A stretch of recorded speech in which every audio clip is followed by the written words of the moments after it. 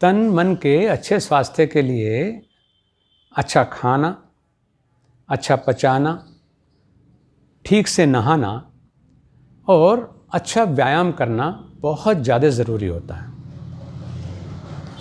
अक्सर हम ये नियम बना लेते हैं कि सुबह को उठ करके बिना पूरा शरीर शुद्ध किए केवल शौच आदि से निवृत्त होकर के व्यायाम करने लगते हैं और उसके बाद फिर हम स्नान करते हैं, तो वो स्नान नुकसान दे सकता है। या अगर आप समझदार हैं और आप सोचते हैं कि नहीं, व्यायाम के तत्काल बाद नहीं नहाना चाहिए, कुछ इंतज़ार करके नहाना चाहिए, तो अनावश्यक रूप से हम कम से कम आधा घंटा अपना जो है वो प्रतीक्षा करते हैं। ये अलग बात है, कुछ लोग सोचेंगे आधा घंटा में कुछ काम कर लेता हूँ, लेकिन सर्दी में ख़ास तौर से आपको जो व्यायाम करना है, योगाभ्यास करना है, प्राणायाम करना है या जिम्नेजियम भी करना है, तो आपको स्नान करने के बाद करना चाहिए। स्नान की इतनी महत्ता है कि बहुत से रोगों से हम स्नान करके ही बच जाते हैं, ख़ास तौर से जो त्वचा संबंधी रोग हैं, जो हमारे एनर्जी लेवल संबंधी समस्याएं हैं, उनमें स्नान की बड़ी महिमा। और स्नान की तो महिमा आयुर्वेद में इतनी दी गई है कि व्यक्ति को स्वच्छ होने के लिए, स्वस्थ होने के लिए, फुर्तीला होने के लिए, चेतन रहने के लिए स्नान एक बहुत सुंदर औषधि है। लेकिन स्नान कैसे किया जाना चाहिए?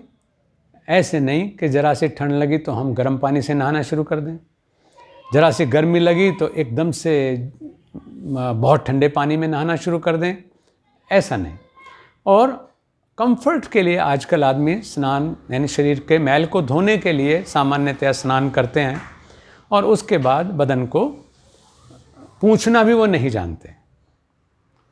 जितना महत्व स्नान का है उतना महत्व मालिश का है। मालिश कैसे की जानी चाहिए, कब की जानी चाहिए, किन चीज़ों से की जानी चाहिए, ये बिल्कुल एक इंडिपेंडेंट टॉपिक है, जिस पर पूरी जानकारी साधकों को, विद्यार्थियों को होनी चाहिए। लेकिन मालिश कितने प्रकार की होती है, उसमें एक चीज़ होती है जिसको हम बोलते हैं ड्राई मसाज। यानी सर्दी में भी आपने कपड़े उतारे, आप एकदम नहाने घुस गए, तो उससे आपको उसका वो लाभ नहीं होगा जो आप बदन को थोड़ा घर्षण करने के बाद स्नान करेंगे, उसका लाभ होगा। ऐसे ही जब हम नहा चुके होते हैं तो बहुत से लोग तो नहाने के बाद शरीर पे तेल लगाते हैं। वो इसलिए लगाते हैं क्योंकि वो उन्हें वहम है या उनके साथ ऐसा होता होगा कि वो कहते हैं मुझे खुश्की रहती है। तो खुश्की इसलिए रहती है कि हमारी जो तैलीय ग्रंथियाँ हैं शरीर की, वो हम लोगों ने मार दी हैं, क्योंकि घर्षण नहीं करते हैं और उससे जो हमारे अंदर के स्राव हैं वो उससे प्रभावित होते हैं। मैं सामान्यतया कभी तेल नहीं लगाता हूँ, केवल कभी जब गूढ़ अभ्यास व्यायाम के होते हैं, जिम्नेजियम के होते हैं या किए हैं, तो उस समय हम लोग तेल मालिश करते थे। इसका मतलब ये नहीं कि आप तेल मालिश न करें, लेकिन मैं ये बताना चाहता हूँ कि जब तेल मालिश करते थे वो भी बहुत अच्छी बात थी, लेकिन अब तेल मालिश नहीं भी मान लिया मैं कर रहा हूँ तो भी मेरे शरीर पर खुश्की आपको देखने को नहीं मिलेगी। क्यों? क्योंकि जो ड्राई मसाज है वो हमारा बहुत इम्पॉर्टेंट अंग है। नहाने में अक्सर हम जो तौलिए का प्रयोग करते हैं वो आजकल बड़े गुदगुदे तौलिए लोग इस्तेमाल करने लगे हैं, उससे अपना स्टेटस पता चलता है। तौलिए भी सूती नहीं रहे हैं, वो भी सिंथेटिक इस्तेमाल करने लगे हैं और उससे अपने शरीर को आप ऐसे ऐसे कर करके पूंछते हैं, जो कि उसका दुरुपयोग है, उसका फ़ायदा आपको नहीं होता है। ड्राई मसाज आपके जो डेड सेल्स हैं शरीर के, उनको शरीर से झाड़ देने का काम करती है। ड्राई मसाज आपके जो रोम हैं शरीर के, मतलब करोड़ों रोम हैं आपकी त्वचा के अंदर, उन रोम को जिनसे आपका स्वेदन होता है, पसीना बाहर निकलता है, यही वो रोम है जिनमें अगर डेंगू की बीमारी हो जाए, यानी जब ब्लड का जमना की क्वालिटी कम हो जाए, ब्लड बहुत पतला हो जाए, तो इन्हीं रोमों से खून भी निकलना शुरू हो जाता है। डेंगू के रोगी इस चीज़ को जानते होंगे, जिनको ये समस्या झेलनी पड़ी है। तो वो जो रोम हैं वो पूरी तरह से उनके अंदर जो निकलने का काम है उनका, वो बाधित नहीं होना चाहिए, वरना त्वचा रोग जन्म लेते हैं। बहुत से रोग ऐसे हैं, खासतौर से चाहे वो मांसपेशियों से संबंधित हैं, चाहे वो जोड़ों से संबंधित हैं, वो केवल तौलिए के सही प्रयोग से टाले जा सकते हैं।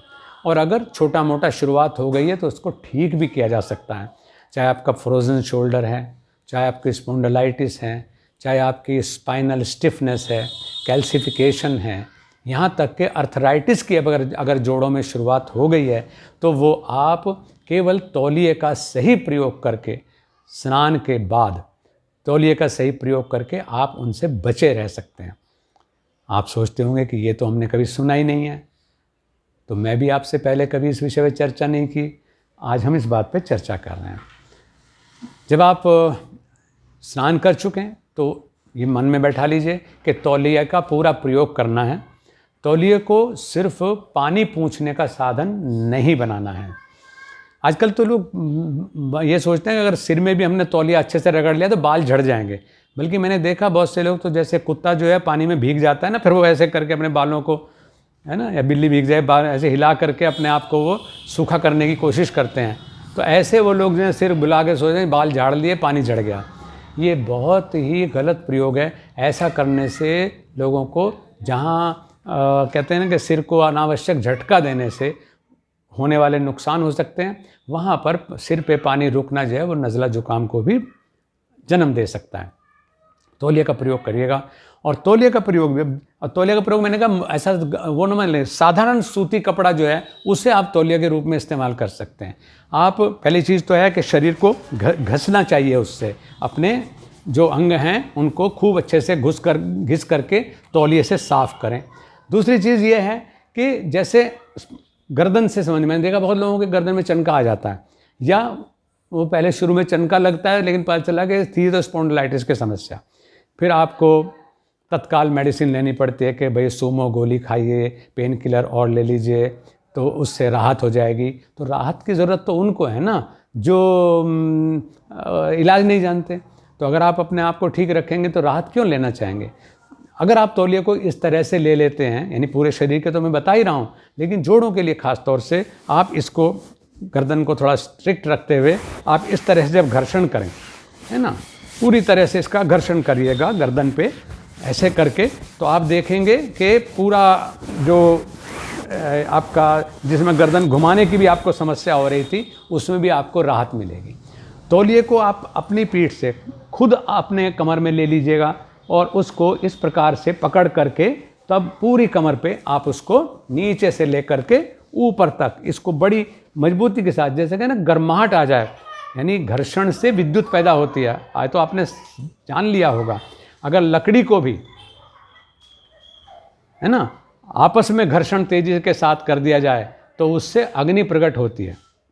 अनल प्रकट कहते हैं ना, अतिशय रगड़ करे जो कोई, अनल प्रगट चंदन तय हुई।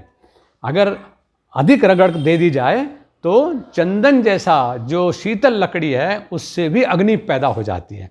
तो ऐसे ही कहाँ सर्दी टिकेगी और कहाँ जो है आपका रक्त परिवहन रुकेगा। यानी कमर से इसको शुरू करिए इस प्रकार से दोनों तरफ से पकड़ करके, और फिर जो ऊपर की तरफ आ जाएं तो कंधे, कोहनी, इन सब का इसमें व्यायाम होगा। और इसी तरह से फिर उसको आप दूसरी तरफ से ले सकते हैं कि ऐसे पकड़ करके इसको आप पूरा घर्षण जो है वो दीजिए। पूरा, चाहे आपका स्कैपुलर रीजन है यानी जो विंग्स आपके फैलते हैं कमर के, चाहे आपका नीचे का रीजन है, इधर कंधों का रीजन है, इसको पूरी तरह से घर्षण करिए और ऐसे ही नीचे। यही स्थिति जो है आप अपने पैरों में ले सकते हैं। और इससे जो हमारे कंधों संबंधी रोग हैं, कमर संबंधी हैं, कमर में स्टिफनेस है, फ्लेक्सिबिलिटी का अभाव है, कैल्सिफिकेशन हो जाता है क्योंकि पूरी तरह से मूवमेंट नहीं है। तो और फिर सबसे बड़ी चीज़ है कि कमर की मालिश के लिए आपको किसी और का सहारा भी नहीं लेना पड़ता। तो स्नान को जब हम करें तो तौलिए का पूरा प्रयोग करें और अपने जो डेड सेल्स हैं उनको अगर आप नहीं निकालेंगे, अगर आप मुर्दे को घर में रखेंगे, भले ही वो हमारे प्रियजनों का शरीर क्यों ना हो, तो वो घर में बीमारी ही फैलाएगा। तो ऐसे ही शरीर के डेड सेल्स को अगर आप निकलने नहीं देंगे या उनको शेड ऑफ यानी उसको झाड़ नहीं देंगे तब तक आपके जो नए सेल्स हैं उनके बनने की प्रक्रिया जो है वो बाधित रहेगी, आपकी सुंदरता आपसे बहुत दूर छिन जाएगी।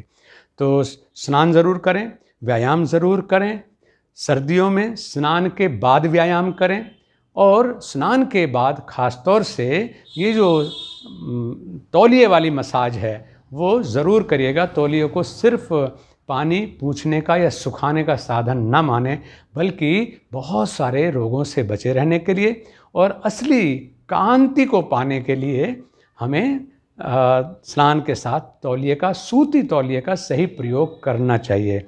बस जब कांति मिलेगी तो फिर भ्रांति कहाँ टिकेगी। हरि ओम।